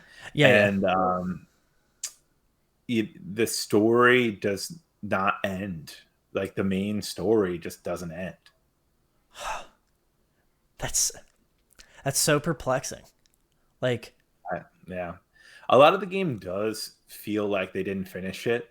Like the fact that there's not 2 versions means that like maybe they make one game and then find 25 Pokemon to kind of separate and come up with different ways to progress through the game to incentivize trades and just kind of differentiate the 2 versions. And they didn't have time to do that. They probably build one game and then break it apart is what I guess. And that's why we just got one version of the game. And that's why we have some of the visual issues that we have. I get the feeling that they weren't ready for this. And to continue on my speculation, that to me, that says Breath of the Wild is coming out this year, because I get the feeling that they had a deadline and it was stay away from Breath of the Wild. Yeah, that's a great point. Damn, Eugene, what do you know? So instead of going through each warden, because there's the wardens that kind of grant you access to the rideable Pokemon throughout the game, and then there are the wardens that watch the frenzied Pokemon. Out of all the wardens, were there any that really stood out to you as being superlative to the rest? Or a No, not written now. Speaking of part of one of the warden moments was the Growlithe was part of that scene. Yes, we have the 2 Growliths. That was really cool. That really stood out. How there was like one that was smaller, but it was the more powerful one, the bigger one. That was just a cool story moment that I did appreciate in the game. And that was really the only part of that really stood out for me at all. Yeah. When she asked you which one did you think was the descendant of the former lord, did you pick the right one? Oh, I knew, because why are they asking? Yeah. Nobody would ask if it wasn't the small one. Yeah. They would say something like, "Of course, you got to know the big ones, the Lord," or something, But I really like that. I thought, like, there's part of me that's like, is there a Pokemon game that will ever get that will attempt to tell the stories of, like, I want to see like what happened with the former lord of that volcano, and you know, like when the little Growlithe jumps into the water and swims all the way over, I'm like, show that to me. There was this thing with that the game does is anytime there was like an animation heavy action that took place, it just cuts to black and you hear some sound effects and then it just happened and it goes away. Yeah, And one of the bells you're kind of ringing in my head is like I don't really know where they go with the side stories to make them engaging, but to learn more about the Pokemon through side quests would be important. And I think that they're doing that by like fill out the Pokedex and come back to me. Although we're not going to sit there and read the Pokedex, and why would we? To build the narrative and lore of that Pokemon. But if there was something like figure out why this Growlithe is smaller and the one's bigger, and this is just an example, could be anything, but yeah, the animated series did touch on a lot of like the origins or not the nuances of each Pokemon and why they were the way they were occasionally. And those are the types of things that could fill up the side quest for the next game. And I think that's where they should take it. yeah, for a game that's all about making connections with Pokemon and the way that that kind of philosophically speaks to the way that we interact with nature and animals, and the allegories that can kind of be drawn within that. It's odd that they don't spend more time putting an emphasis on giving these Pokemon like character in that way, where sometimes they just feel like feral animals that once you catch them, they're your friend. And I think that there's an interesting story to be told by spending more time with a character like, and I think we keep going back to this one because it was kind of the best example of it, but with the Growlithe, like telling the story of, I don't know how much is there in terms of like gameplay, but if there was a like visual novel, almost Phoenix Wright, like Ace Attorney style Pokemon game that was more about the character development between people and Pokemon, I feel like that would sell incredibly well and be really interesting if it hit the kind of the beats or like whatever the heartstrings that story with the Growlithe kind of tugged on. And I don't know if it's just because it's a dog, but But but if you're going to do a big open world Pokemon game with side quests, and they have to find a way to make the side quests meaningful, like do this, like go and explore the nuances of a Pokemon. yeah, I say get rid of the 100 plus little nonsensical side quests and give me 10 to 15 little stories like that, and such a better game. And that's why I got halfway through and stopped playing them, because if they were nuanced, sophisticated missions, they wouldn't be able to make 125 of them. But because it's a lot of the same mission over and over and over, recycled in different areas and with different Pokemon, that's how they're able to make 125, whatever 50 there are. There's a lot. I mean, you don't want, like, there's no reason to do more than 50 of these side missions. It's unless you're just going through and doing the checklist on an open world game, which some people would do. I mean, if you're going to spend $60 in the game, you're going to want your value out of it. But the average player is going to be like, okay, I get the point. Let's move on. Yeah, yeah. There is that weird thing, and I started making videos and writing and stuff. Like maybe like I think it was like late September. I made a retrospective on the Resistance franchise, and I'll take a quick detour and circle back. But I feel like I'm starting to feel that like I don't like I got Ghost of Tsushima and played it for 90 hours. And now I just feel like I can't do that because I've got to move on to the next thing. Do you find that to be the same way? Yeah, absolutely. If your side quests are meaningful, I feel like I have to get all of them in. Like a Borderlands game, there's some really funny things and some interesting weapons that come through the side quests. And just like The Witcher and Ghost of Tsushima has some things. Horizon Zero Dawn, through the side quest, you figure out geographically where you are in the United States, and it's so damn cool. And it's like, man, I'm really glad that I explored this side quest. I better do all of them because I don't want to miss anything else that's cool like this. But with Pokemon, you get like through a few of them, and okay, I get the point. There's two last characters. One's a group, and then One's kind of like an offshoot character that I want to touch on before we move on to our final thoughts. But the bandits, Coin, Charm, and Clover, they kind of play a weird role in each of the little side stories, but I feel like they were this game's attempt at being like a Team Rocket, but didn't have anywhere near the charm or charisma that the like Team Rocket typically has. What did you think about them? I felt like they didn't do anything at all with the teams and the villains. I really thought that was a missing element from the game. And there are a lot of branching stories with the different characters and the Diamond and Pearl and what's going on at the Galaxy team. But never, it doesn't really ever like feel like really flushed out. Like Team Yell was the evil team in Sword and Shield, and I felt like they were a very prominent force in that game, and they were everywhere, and they were really bothering you in the game, and not just in terms of the story and being bad guys, but like they're just popping up everywhere and getting in your way from getting to where you want to go. Where really isn't that. It's not here in this game, and it seems like when they were making their decisions on how this was going to be a dramatic departure from Pokemon, it seems like that was one of the things that, like, they were not going to do. They had the opportunity to do it with the Team Galaxy in the beginning of the game, and they had the opportunity to do it with the Diamond and Pearl gangs, and they never really do that kind of evil. I don't feel like there's an antagonist in this game. I feel like it's a story of you trying to figure out what's going on, trying to reassociate with everyone in the village and get them to trust you, and just discovering Pokemon. Like, that's the story. I don't feel like there's any sort of real antagonist at all in this game. Wow. Huh. Yeah, because the closest thing is there's the rift, like that you don't like. You're all kind of trying to figure out what's going on together, and there's like the like the whodunit almost kind of vibe of like everybody's kind of like standing with their guns out, like pointing at one another, like, is it you? Is it you?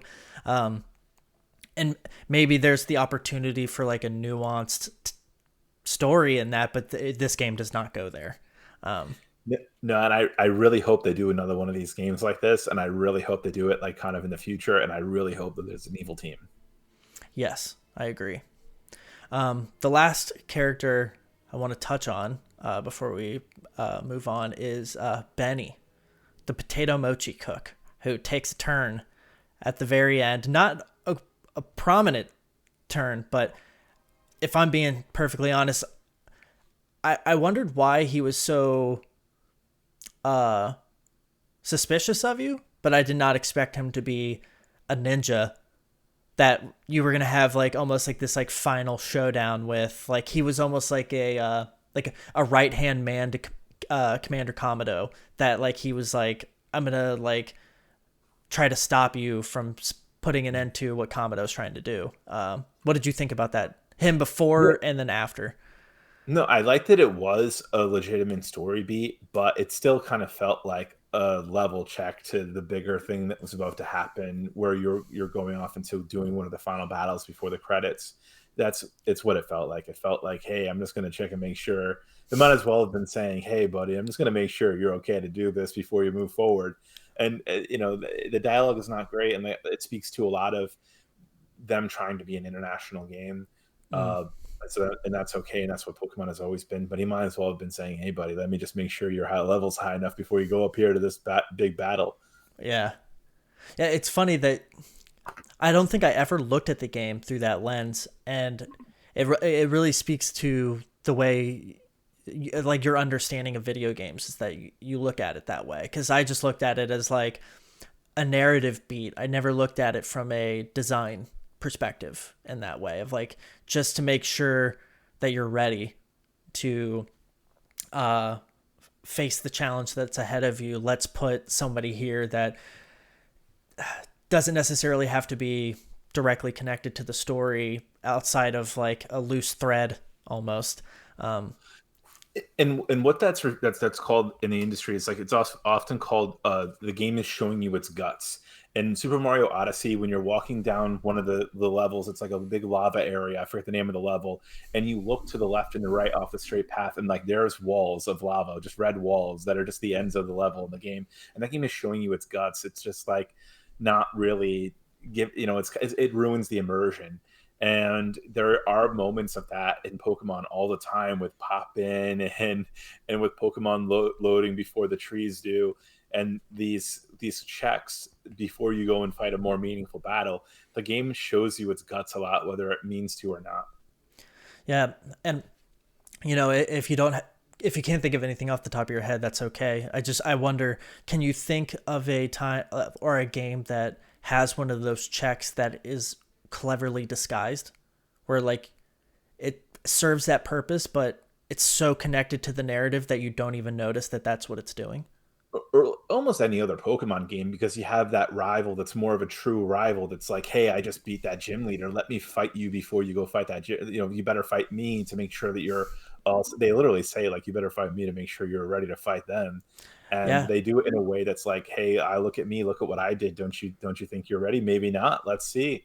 And those are more hidden than what they do here feels like sometimes. It just, if you don't have a voice tone to the dialogue, it can often feel like, hey, let me just check and make sure that you're ready to go forward here. yeah. It's funny because I've always thought of Victory Road in the Pokemon games as your last chance to level for the Pokemon League, and it's funny that you say that because yeah, that is kind of like your check before you can pass through Victory Road. You have to beat your rival every time, and um, it's funny because I think uh, Pokemon Diamond and Pearl, or at least Brilliant Diamond and Shining Pearl, you get through Victory Road and you go, oh, I don't have to battle my rival.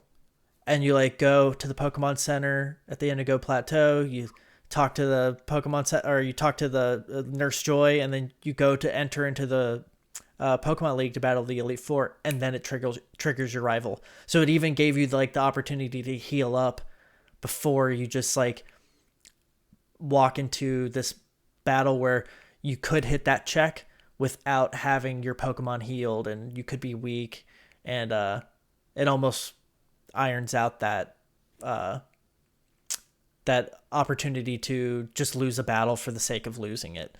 But it's funny. I've never looked at the Pokemon games that way. If there's one major takeaway, I think I'm going to start looking at games from that perspective a little bit more. Thanks to you. So. I'm sorry if I ruined video games for you. No. The more that I think I tend to lean more on. I think when people watch my videos, the one thing I think that, like, if I was watching it, I would say, "Oh, this guy's not critical enough."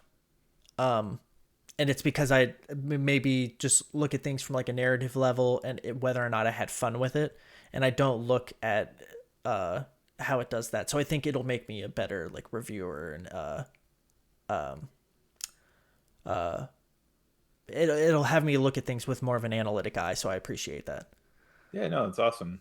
Yeah, but so I wanted to get into our final thoughts, and there is one thing that I thought would be a great way to kind of kick it off, because the nature of this, or the one thing I take away from this game, is that it's a great idea that unfortunately I think the platform that the game finds itself on maybe holds it back a little bit. And I know we can look at something like Breath of the Wild and go, well, look at what Breath of the Wild did, and look at what Pokemon is doing. And earlier in our discussion, we touched on how many battle animations there are for each Pokemon. And because of the number of Pokemon that there are, I wonder how much those things start to take away from what the game can do in a performance aspect. And I can't help but think, I've thought about it almost the entire time I played this game, was, we have the Switch, which is this handheld console hybrid, and we have the Switch Lite, like a handheld only.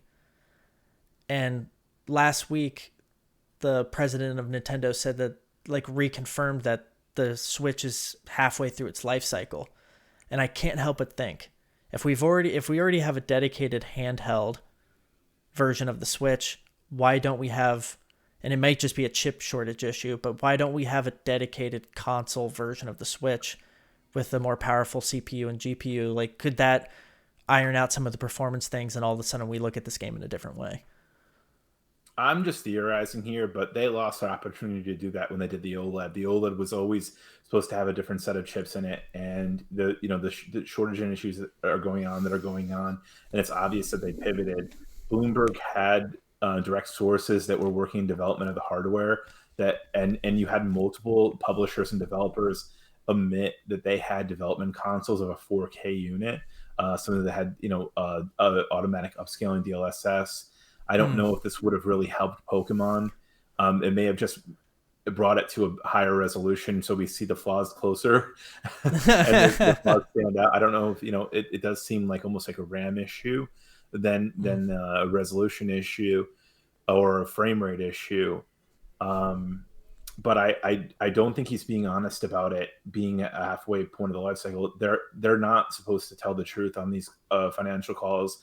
They're supposed to convince investors to keep investing in the company, and these are the same people that are going to demand that Nintendo makes a move 2 years from now. Halfway through the console's life cycle will be 2027. So that would be, we're talking about the PS6 and the follow up to the Xbox Series X at that time.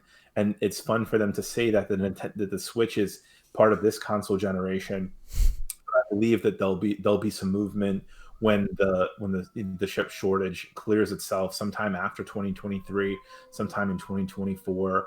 I think they're going to revisit, especially with the Steam Deck coming out. I think that they're going to revisit that philosophy, and you're allowed to change and pivot. This doesn't have to, he's not going to get fired for backtrailing. But I think in 2024 we're going to see a 4K Switch, or something that is very similar to a Switch, that maybe different controllers or something, but is a hybrid. I know what I would do, and I would personally make a higher development console along with this handheld. But if you look at what Nintendo went through with the Wii U and the 3DS was so successful, you can't pull developers off of that and put them on Wii U games and vice versa. So they had a fragmented development a group, and they had third party and second party partners that were fragmented across both brands. We just still don't have Metroid Samus Returns because it was on the 3DS and not the Switch, or it should have been on the Switch. Mm-hmm. So I think that they'll get another crack at this in 2024. It'll be the follow up to this will probably be like a launch game to the next piece of hardware. They definitely want a Pokemon game annually. What the heck are they going to do now is going to be really interesting. Do they go back to Sword and Shield, or do they is it some sort of hybrid?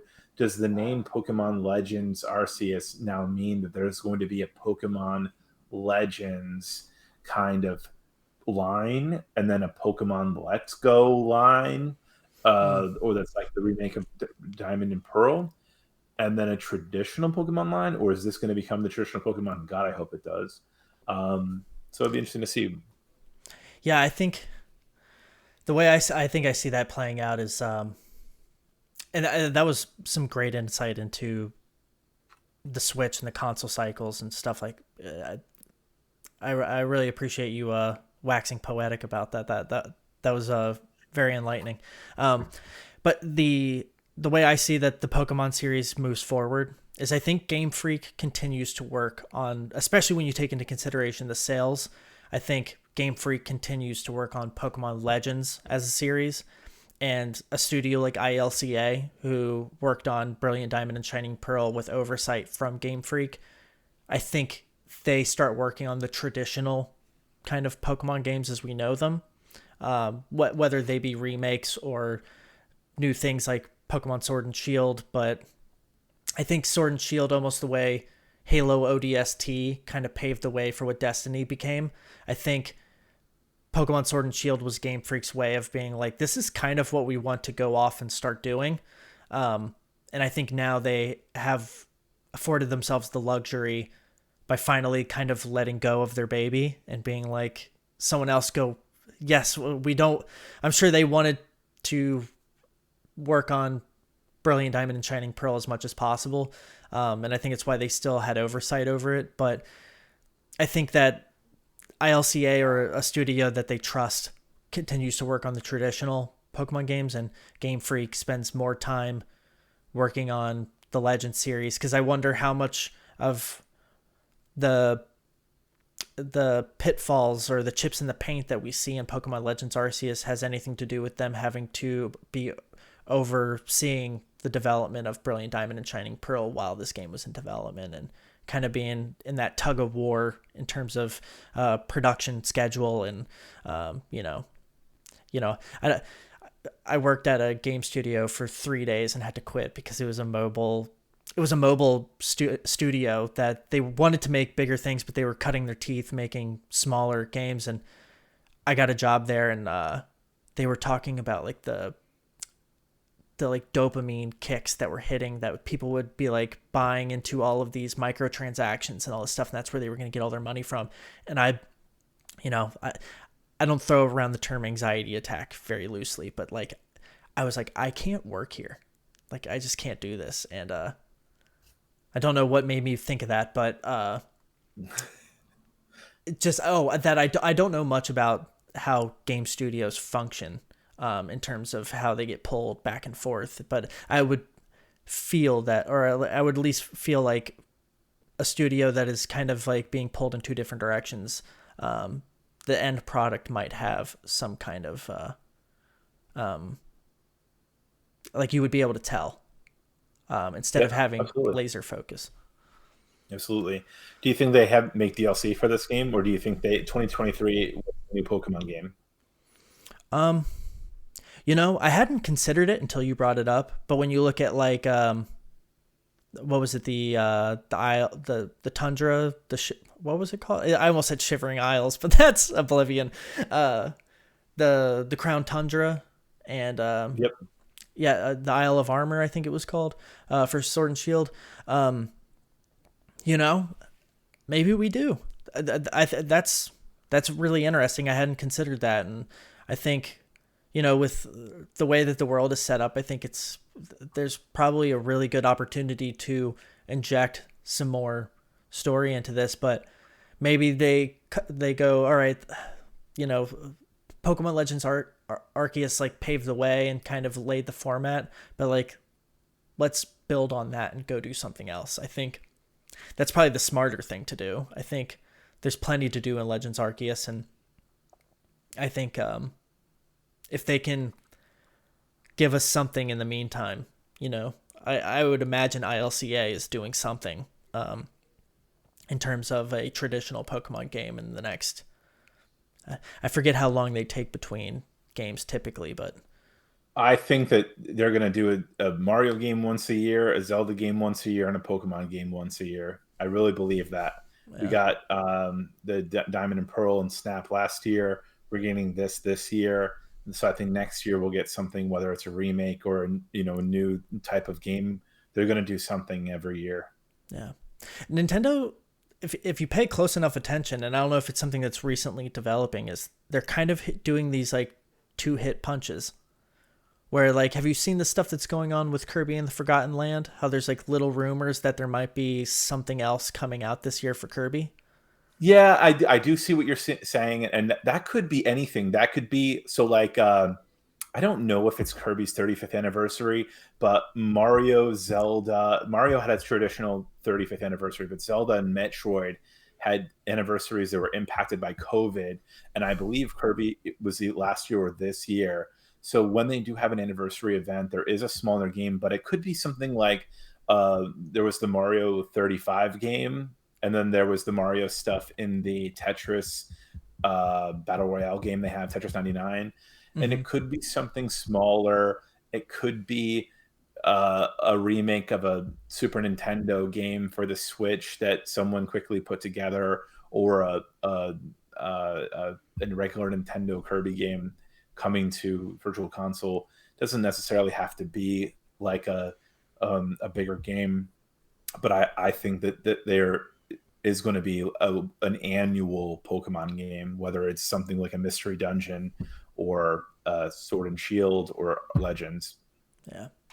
Yeah, no, I think the only reason that I even think that is because we got, what I called it was like Pokemon Brilliant Diamond and Shining Pearl, which was kind of the appetizer for the main course that was Legends Arceus. And in a way, they kind of satisfied the fans that wanted the traditional thing, so they could go off and do this more ambitious thing that's a total departure. It almost, I made the example of it's, why like actors go from doing comedies to dramas, and the example I gave was like Jim Carrey and Ace Ventura and then doing Eternal Sunshine of the Spotless Mind, but yeah, I wonder, like, what I would love on the Kirby side of things is if they did Forgotten Land and then they were like, oh, and here's a remake of Nightmare in Dreamland, have fun, that would be. Yeah.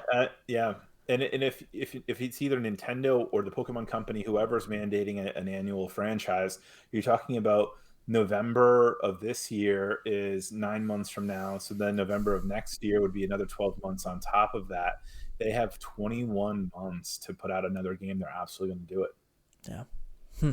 And you think it'll be a traditional or like a mystery dungeon or something to that effect? I have no idea, but I do know that it's going to be, something of this scale. And I consider Pokemon Snap to be of this scale because of the marketing they put into it, and regardless of that, whether that game's AAA or not, I don't really know. But the marketing and the idea, it's a full-fledged, real game, not a small little experience. They're going to be doing that once a year, and I think that they could sneak out some DLC for this in between those 21 months. Yeah, that would be cool. What I would love to see, and this is a lofty hope, or maybe not even lofty, but the way they did new Pokemon Snap, they do new Pokemon Stadium and do the mini games. Yeah. That would be so sweet. And, I think that like what I really liked about the Pokemon Stadium games was how they took, just like you picked Pokemon that were level 50, they had a set amount of moves and you kind of battled based on what those Pokemon had. And yeah, you can bring in your own from the game, but you could just borrow Pokemon, I think was the term they used. And I think it would be cool if they did that to see what they could do, and if esports would come about as a result of that, if Pokemon Stadium could take off in some competitive way. I think that would be interesting. But that fits with where the industry's heading with live service games and Nintendo wanting to push the online component with the Switch. Yeah, it would be cool. Well, I don't want to take up too much more of your time. We almost went for 2 hours. I really appreciate you taking the time to talk about this with me today. I want to open up the opportunity, or give you the floor to plug anything that you want to share. I know I still have a fledgling audience, but if there's anybody out there listening. I'm just on Twitter with 37Gene37. You can find me on Twitter, and we'll be talking industry rumors and my reckless speculation every day. I'm going to try to figure out how to get those alerts set up for when Sony stops trading, because what happens is Sony stops trading and then something happens. So that's what we're waiting to see, is when Sony's going to stop trading. There's something going on, and I think it's Japanese. So follow me and we'll figure it out together. Right on. All right. Well, that was episode 9 of Me, Myself, and I, a Nintendo podcast. Thank you so much for listening. Again, if you enjoy the show, you can show your support by simply following the show on your podcast service of choice, subscribing to Hitbox Detective on YouTube. That's where I upload the video component and other gaming-related videos. And you can also follow on Apple Podcasts, Spotify, Google Podcasts, wherever you listen. I'm there. If you'd like to write into the show with questions, comments, and concerns, you can email me at memyselfandi.pod@gmail.com. Leave a comment on a YouTube video or tweet at me at hitboxdetective. Please don't hesitate to write in. Is there anything you want to add to the end of this, Eugene? I'm all set. All right, cool. Well, again, thank you so much for your support. Take care, and remember, leave luck to the heavens. Thank you.